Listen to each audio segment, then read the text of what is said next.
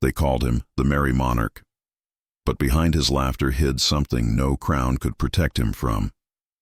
When King Charles II was born, the royal astrologer took one look at him, then screamed. On the infant's chest was a mark shaped like an open eye, and the man whispered only one word before collapsing: cursed. For years the world saw a king of charm, wit, and power. But those closest to him spoke of locked doors in Whitehall Palace that no servant dared to open, and nights when the king's chambers echoed with voices not his own. History wrote him as a ruler reborn from chaos, yet buried beneath that story lies something England tried to erase, a bloodline tainted by ritual, prophecy, and madness. Because what haunted King Charles II wasn't betrayal or war. It was the curse of his own blood. The night King Charles II was born, the palace was wrapped in a silence so heavy that even the wind outside seemed to hold its breath. London had been waiting for the cry of a royal heir, but what followed instead was something no one could explain. The royal astrologer, Sir Edmund Blake, had been summoned hours before the birth. His charts and planetary maps covered the oak table beside the Queen's bed. He muttered under his breath, fingers trembling as he traced the movements of Mars and Saturn, their paths crossing in what he called a forbidden alignment. When the child finally arrived, the midwives gasped, not because of the infant's cry, but because of the mark on his chest. It was shaped like an open eye, faint at first, then darkening as if the skin itself had been scorched from within. Sir Edmund stepped forward, candlelight flickering across his face. His eyes widened as he saw it. The mark pulsed once, like a heartbeat, and a drop of blood seeped from its center. The astrologer's hand shook violently. He stumbled backward, whispering something about an omen that should never have been fulfilled. Moments later, he collapsed, his last words barely audible. The second son will inherit the sins of the first. The midwives tried to revive him, but his heart had stopped. The room filled with chaos, crying, prayers, and the desperate silence of the Queen, who refused to look at her newborn child again that night. The mark was hidden beneath silk wraps and spoken of only in whispers. A royal decree was issued forbidding anyone from mentioning it outside the chamber. The official record of the birth, signed by the royal physician, described a healthy boy of divine blessing, omitting every trace of the omen. But the servants knew. They saw the king summon his priests at midnight, demanding holy water be poured in every corner of the nursery. Some claimed they saw the candle flames bend toward the cradle as if drawn to the childish breath. As the months passed, strange things began to happen in the palace nursery. The royal nurses reported that sometimes in the dead of night, the baby would wake and stare into the darkness, eyes wide open, fixated on something no one else could see. Toys moved by themselves, and one maid swore she heard a whisper coming from the cradle when the infant slept. The Queen dismissed these tales as nonsense, but she could not ignore the sound that came from her son's chest when he cried, a faint rhythmic hum that vibrated like a low chant. By the time Charles was 1 year old, rumors had begun to spread beyond the palace walls. In the alleys of London, old women spoke of the child born under the Black Star. The clergy called for purification rituals, insisting that the alignment of Mars and Saturn during his birth had opened a door best left closed. Even the royal guards assigned to the nursery refused to stand watch past midnight. When the astrologer's apprentice, a young man named Tobias Fenn, was brought to court to review his master's notes, he found a single parchment sealed in wax. On it were 3 symbols, a serpent, a crown, and an eye. Below them, a sentence written in trembling ink. The blood of the son will turn upon itself. The message was burned immediately by order of the king, but Tobias claimed the seal had been placed not by Sir Edmund, but by someone else, someone whose handwriting matched no one in the royal registry. As Charles grew older, the mark on his chest faded, but never vanished. Physicians dismissed it as a simple birth blemish, though one admitted privately that the skin there was unusually warm, even when the boy was fever-free. During his christening, the water in the silver basin turned slightly red, and though the priest continued the ceremony without pause, his hand shook so badly that drops of water splashed across the royal robe. That same night, the priest resigned and left London without explanation. The omen became a ghost in the royal family, unspoken, but never forgotten. Every portrait of the young prince was painted with his chest concealed, every document carefully rewritten to erase the astrologer's name. But those who served in the palace still whispered that the mark was not a curse placed upon the boy. It was a seal, waiting to be broken.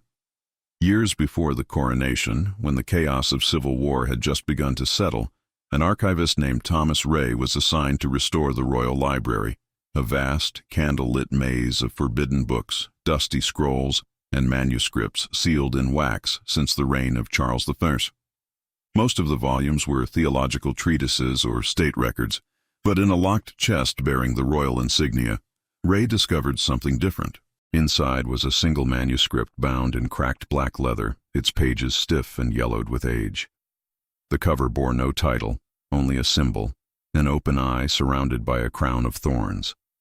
The moment Ray touched it, he claimed he felt a pulse, faint but unmistakable, like the heartbeat of a living thing. He took it to the royal historian for authentication, unaware that the king's advisors had already issued orders to destroy any document marked with that symbol. The manuscript contained a prophecy written in a language that blended Latin with archaic English, signed by a figure known only as a servant of the blood. It spoke of two sons of one name, one destined to fall to execution, and the other to rise from ruin yet be consumed by his own blood. The words chilled those who read them. Some believed it to be a political warning against the restoration of monarchy. Others whispered it was a curse cast by one of the secret societies that had infiltrated the court before Charles I's death. What made it more disturbing was that parts of the text seemed to shift when reread, the same lines appearing in different order, as if the book itself was alive and rewriting its message. When King Charles II was presented with the manuscript, he reportedly laughed it off as superstition, yet those present during the reading noted how his hand trembled slightly as he turned each page. The prophecy continued, "The throne shall breathe again, born of ash and shadow, but the price of return is the heart of the king himself." At that moment, Charles closed the book and demanded to know who had written it. No one could answer. The ink was too old to trace, and the parchment came from a type not used in England for over a century. The next day, Ray, the archivist who had found it, was found dead in his chamber, his face pale and his eyes wide open as if frozen mid-scream. The coroner ruled it a stroke, but when the servants cleaned his quarters, they found the same symbol, the open eye, scratched into the wood of his desk, carved deep enough to draw blood from his hand. The manuscript vanished that same night. Guards claimed they saw a cloaked figure leaving through the servants' corridor, though no one could describe the face beneath the hood. Weeks later, Charles reportedly began having vivid dreams, visions of his father's execution, of ravens circling the Tower of London, and of his own reflection standing beside him, whispering secrets he could not understand. His physicians prescribed tonics, claiming exhaustion, but the nightmares grew stronger as his coronation drew near. In his private diary, one passage appeared, written in a frantic hand that did not match his usual script. "The second Charles rises from ruin, but ruin clings to him still." That entry was later erased by his secretary, who confessed on his deathbed that the king ordered him never to mention the book again. Despite his attempts to bury the past, whispers spread through the royal court that the prophecy had already begun to unfold. The death of his father, the plague, the Great Fire, each event was said to mirror the verses in the lost manuscript. Clergymen begged the king to submit the matter to the church, but Charles refused, declaring that no ink of the dead can dictate the living. Still, the night before his coronation, his servants found him in the royal chapel, alone before the altar, the pages of a burnt manuscript scattered at his feet. He was whispering to himself, repeating one line over and over, "The blood remembers." And when the first light of dawn touched his crown, a streak of red appeared across the horizon, an omen many would later swear was not the sun, but the beginning of the curse itself. Not long after his coronation, King Charles II fell ill with a sickness no physician could identify. It began with sleeplessness, then tremors in his hands, and finally a shadow beneath his skin, veins that seemed to darken as if ink was flowing through them instead of blood. His physicians called it a melancholic fever, a vague term used when medicine had no answers. They bled him, prayed over him, and fed him tinctures of mercury and opium. Yet his condition worsened with each sunrise. At night, witnesses claimed the king's chamber echoed with low murmurs, though no one else was present. He would speak to the darkness, as if answering an unseen voice. When courtiers entered, he smiled faintly and said he had been speaking with someone who understands the cost of the crown.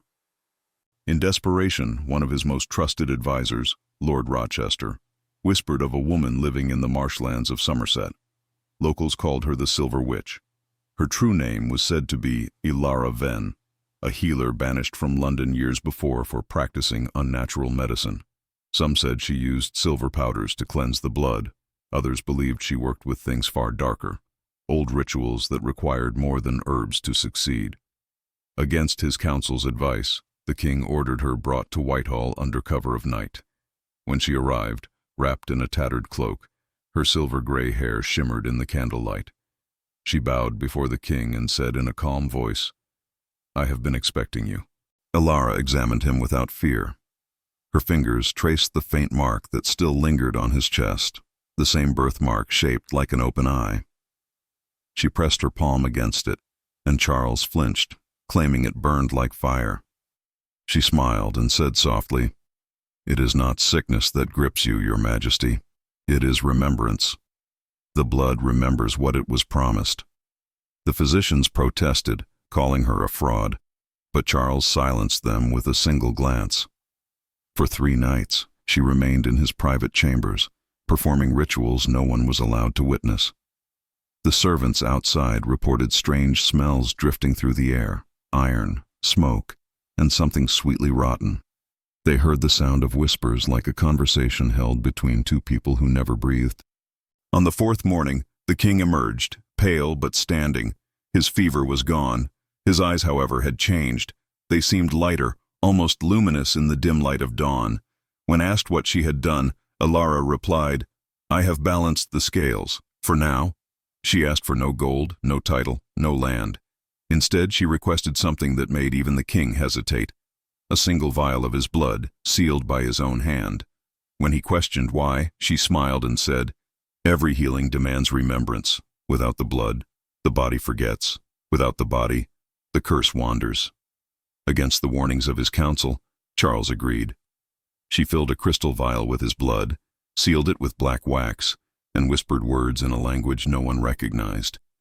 Then she left the palace, vanishing into the fog before dawn. For months afterward, the king's health remained perfect. He ruled with renewed energy, attending feasts, hunts, and court gatherings as though death had never brushed against him.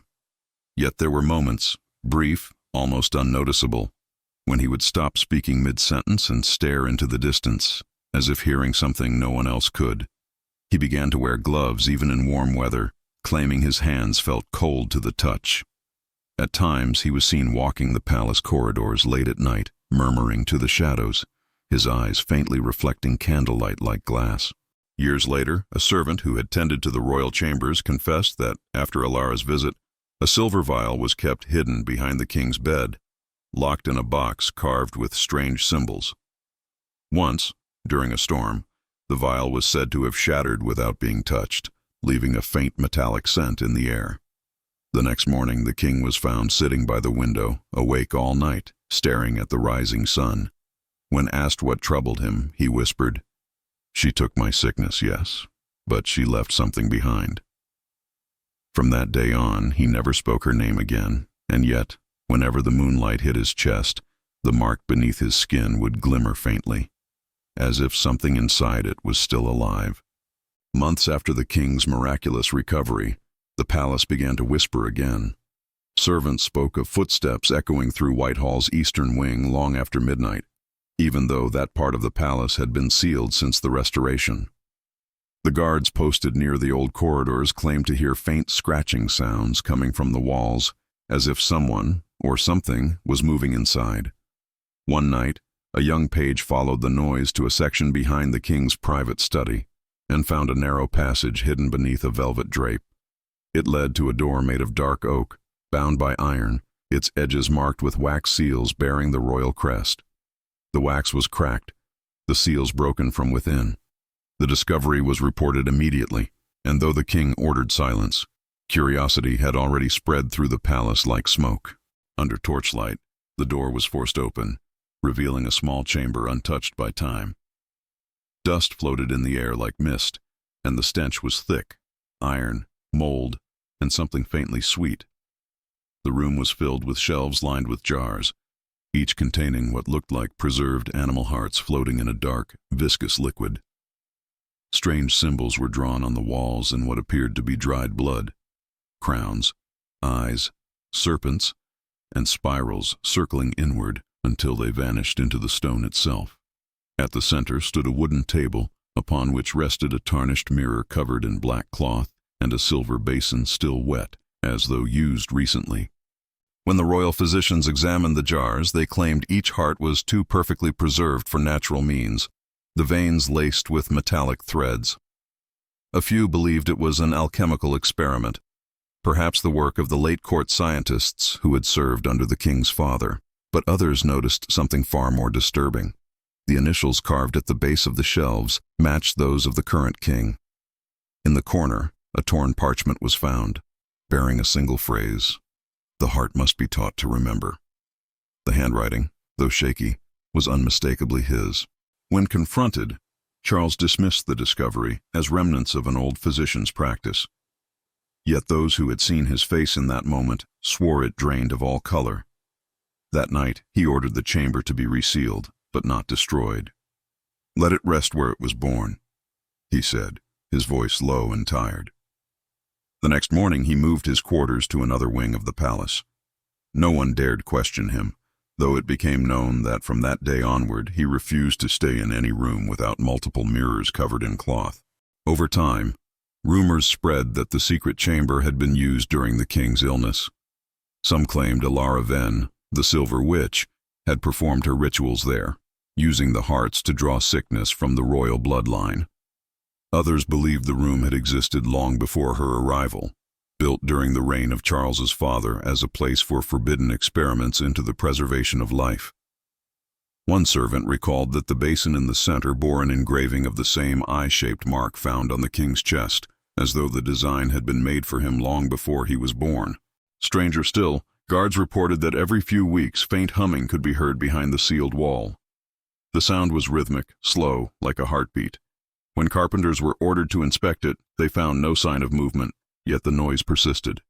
One evening, a priest summoned to bless the chamber entered with a crucifix and holy water, but stumbled out minutes later, muttering that the place breathes. He refused to return, and soon after left London entirely.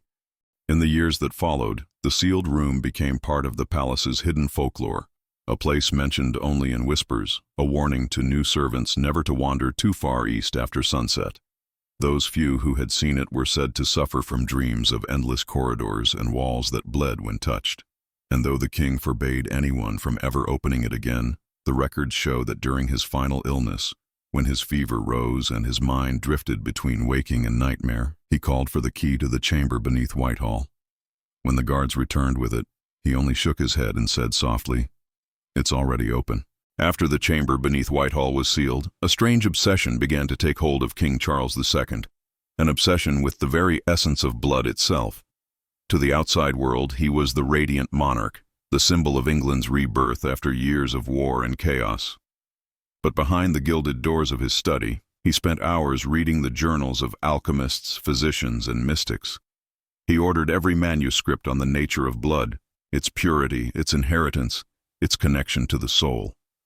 His personal physician, Dr. Theodore Mayerne, noted in his journal that the king often spoke of blood as if it were alive, capable of remembering what the body forgets. "The line of kings," he said once, "must not only rule, it must endure. Blood is the crown that never dies."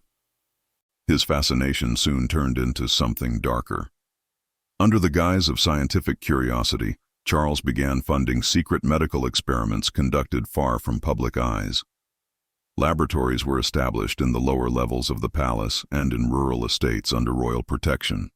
Physicians, anatomists, and even foreign scholars were brought in under false titles. The experiments focused on the idea that royal blood held properties that could heal or extend life if properly harnessed. The king's researchers claimed to have found evidence that blood taken from members of the same lineage could restore vitality, if certain rituals were performed to awaken it. Documents discovered years later described these experiments in unsettling detail. Animals were bred from closely related lines to study the effect of pure blood. When that failed, the attention shifted to humans. The king's illegitimate offspring, scattered across England, were quietly summoned to court under the promise of financial reward or royal favor. Servants reported that they were given rooms near the lower laboratories and were often seen leaving late at night, pale and trembling. A physician named Dr. Simon Lovell confessed before his death that small quantities of the king's own blood were mixed with theirs to test the endurance of the royal essence. Some of those subjects vanished afterward, their names struck from every record. Charles believed he was preserving his bloodline, refining it, strengthening it against the curse whispered since his birth. But others saw madness. When questioned by his ministers about the growing expenses of these medical pursuits, he dismissed their concerns with a chilling calm. "If my father's sins were inherited," he said, "then so too must the cure be born of inheritance." It was around this time that he began speaking frequently with the royal painter Sir Peter Lely, who claimed that the king wanted a portrait not of his face, but of his blood. Lely later wrote that during one session, the king pricked his finger and smeared a drop of blood across the canvas, saying, "This is the only color that endures." The unfinished portrait was later found locked in Lely's studio, the paint around the blood still wet as if never dried. Whispers of the experiments began to leak into London. Priests denounced the king's interests as blasphemy, accusing him of playing God. But the royal court silenced every rumor, imprisoning those who spoke too loudly. Only a handful of documents survived. A few coded letters between court physicians describing the search for a key within the lineage, and a sealed ledger listing payment to unnamed individuals for services of flesh and faith. What disturbed the scholars most was a final entry written in the king's own hand. Perfection requires sacrifice. The blood of the Father, the Son, and the unclaimed shall complete the circle. After that, the experiments abruptly stopped. The laboratories were emptied, and the king forbade anyone from speaking of them again. Yet in the months that followed, visitors to the palace described seeing him often staring at his hands, turning them slowly in the light as though trying to recognize something beneath the skin. He began to wear long sleeves even in the summer heat, and those close to him said he sometimes flinched when touched, whispering that his veins felt crowded. Though the world believed he had abandoned his strange pursuits, his servants swore that at night the lamps in the sealed laboratories flickered back to life, and the sound of liquid dripping echoed through the halls below Whitehall long after the king had gone to sleep. Among the many rumors that surrounded King Charles II, none haunted him more than the story of his vanished son. The world knew Charles as the father of many illegitimate children, over a dozen scattered across noble households and secret estates. Most were acknowledged quietly and granted titles or lands to keep their silence, but one child was different. His name was James Croft, the eldest of the unclaimed, said to bear a resemblance to the king so striking it unsettled those who saw him. Born to a woman of obscure background, James was raised in secret under the watch of royal caretakers, educated by private tutors, and never allowed to appear in public. The boy was bright, soft-spoken, and unnervingly perceptive, with a habit of finishing people's sentences before they spoke them. When James turned 17, strange things began to happen around him. Mirrors cracked when he entered a room, candles flickered even without wind, and he claimed to hear whispers coming from under the floor at night.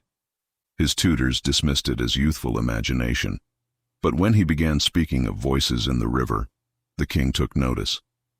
Against his advisors' wishes, Charles summoned the boy to Whitehall. The first meeting between father and son was private, but one witness, the king's personal servant, said he heard raised voices and then silence. When the boy emerged, his face was pale and his eyes wet with tears.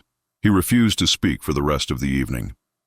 Later, the king ordered all references to James Croft erased from the court records, but whispers of that meeting spread nonetheless. Over the following months, servants reported seeing the boy wandering near the banks of the Thames long after dark. He said he could hear them calling him. Voices beneath the water, murmuring secrets about the crown, the curse, and the price of royal blood. One night, a guard claimed he found the prince standing barefoot in the freezing mud, his eyes unfocused, whispering, "They want what was promised." He was dragged back to the palace, shivering and delirious, and confined to his chambers. Physicians said he suffered from a fever of the mind, a sickness that made him see and hear what was not there. But the Queen's chambermaid overheard the king shouting at his council the next day, "You do not understand, he knows." A few weeks later, the boy disappeared. The guards swore he had not left his room and the windows were sealed. Only a trail of wet footprints led from his bed to the door. Search parties scoured the palace and the riverbanks, but there was no sign of him. The only thing recovered was his coat, found floating near the water's edge, heavy with silt. A fisherman claimed he saw a figure standing on the bridge that night, staring into the black water, before vanishing into mist. Some said James drowned himself. Others believed the king ordered his removal to bury another secret. But those who served closest to Charles whispered that the king was seen walking alone by the river the next morning, his eyes hollow, his hands stained with something dark. After the disappearance, the king's demeanor changed completely. He grew restless, pacing the halls at night, muttering to himself. He ordered the construction of iron grates along the palace drains, claiming it was for security, though no one understood what he feared would crawl out. In one recorded instance, he told his confessor that he had dreamed of his son standing beneath the Thames, looking up through the water, his lips moving but his words unheard. The priest described the king's expression as that of a man haunted not by guilt, but by recognition. Years later, during renovations at Whitehall, workers discovered an underground tunnel leading toward the river, its walls engraved with strange markings resembling crowns and eyes. At the tunnel's end was a stone slab with traces of candle wax and the faint outline of a name carved into it, Croft. The discovery was buried immediately under royal order, and the workers sworn to silence. But one of them, before his death, claimed that as they sealed the passage, they heard faint knocks echoing from the other side, rhythmic and deliberate, like the sound of a heartbeat trapped beneath the earth. From that time onward, the Thames was said to carry a strange current near Whitehall, cold even in summer, swirling as though something deep below still stirred and waited.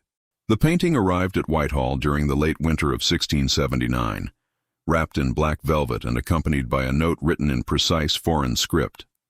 It was a gift from a Flemish artist named Hendrik van Rooyen, whose work had recently gained the king's attention for its uncanny realism.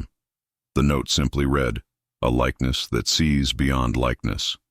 To His Majesty, whose eyes witness what others cannot." The words intrigued Charles II, who had long surrounded himself with symbols and relics that whispered of eternity and inheritance. When the velvet was removed, those present in the room reportedly fell silent. The portrait depicted the king seated upon a dark throne, his crown placed not upon his head, but in his lap. His gaze was fixed upon the viewer, sharp, watchful, and almost alive. The artist had captured him with unsettling accuracy. But there was something else, something beneath the paint that none could quite describe.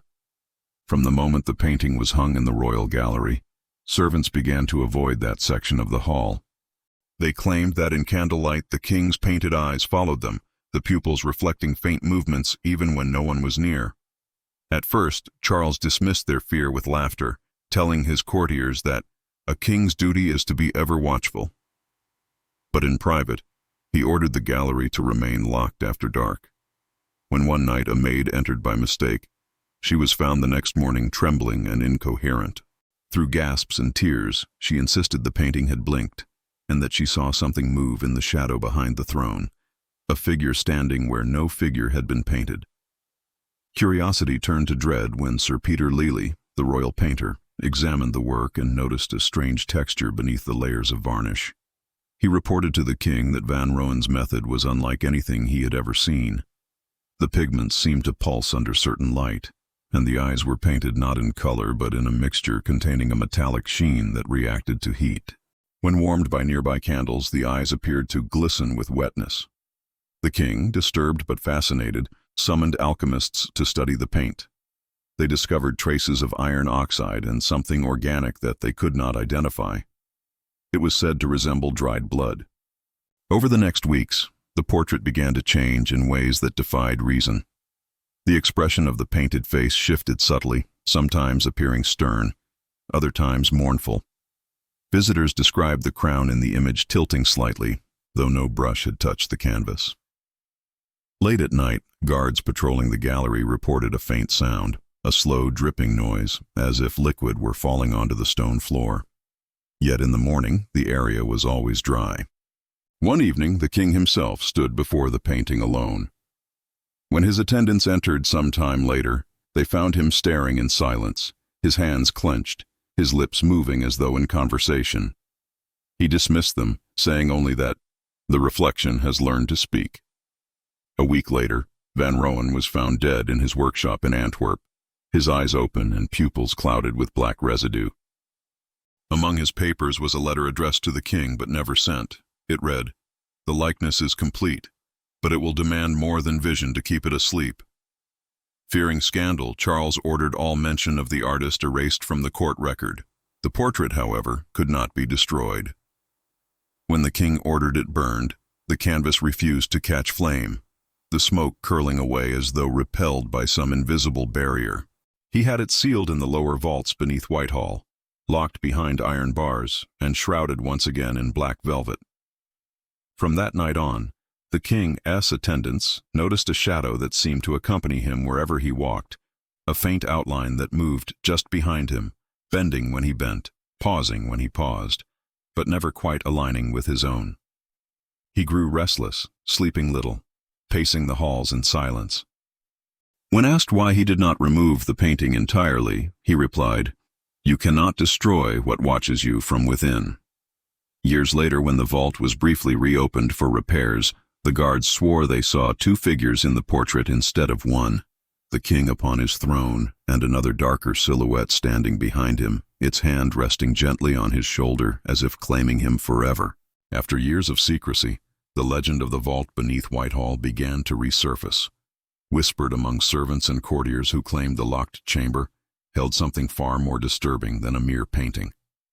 The story took root during the final years of King Charles II's reign, when his health began to decline and his mind seemed haunted by unseen forces. He would often awaken in the middle of the night, shouting at figures no one else could see, insisting that his reflection in the mirror was not his own. Physicians blamed exhaustion, but his attendants knew better. They heard him speaking softly in empty rooms, responding to voices that came from the walls, voices that sounded eerily like his own. It was then that he confessed to his closest aide that the portrait he had sealed away was not only alive but feeding on him, drawing strength from his vitality and memories. Every dream he had, he claimed, was replayed within the painting's frame, as though his soul were being duplicated stroke by stroke. When the king died in 1685, Whitehall fell into a hush. The chamber holding the painting was ordered permanently sealed, yet strange occurrences persisted. Workers who ventured near the old vault complained of whispers echoing through the corridors, and some said they heard the slow beating of a heart beneath the floorboards. One servant claimed to see the faint outline of a crown reflected on the damp stone walls, glowing as though lit from within. Over time, these tales were dismissed as superstition, but generations later, when the palace suffered a fire in 1698, those who rushed to save its treasures discovered the vault door slightly ajar. The flames had not touched it, and yet smoke poured from the gap as if the fire itself refused to enter. Inside, the portrait still hung untouched, though the features were no longer entirely human. The figure on the throne was gaunt, its skin gray, the eyes hollow yet shimmering with a wet, reflective sheen.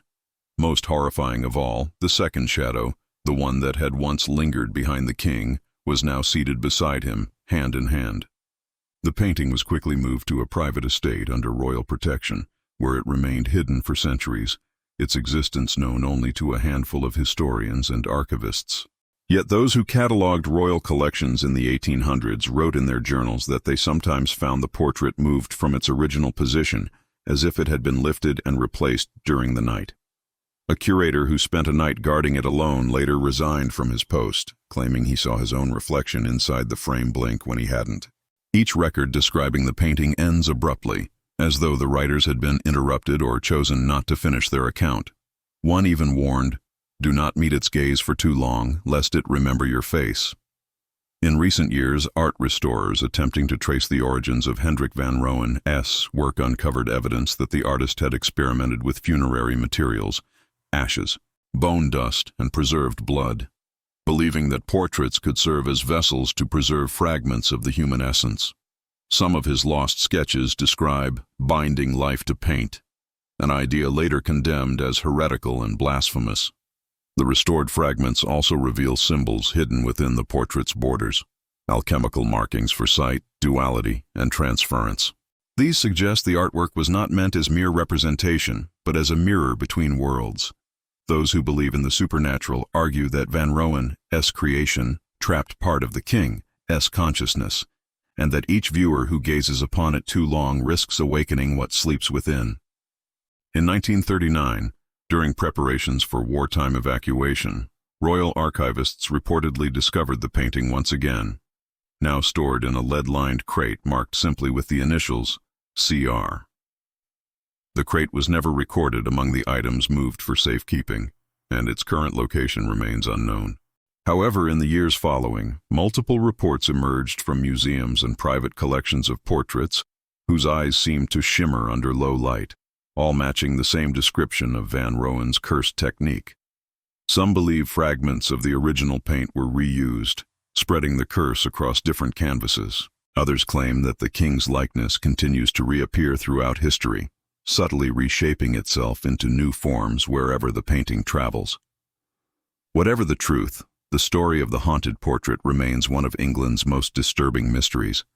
A tale of vanity, power, and a monarch forever trapped within his own reflection. So if you want to know what happens when the painting finally resurfaces, don't forget to like, comment, and subscribe.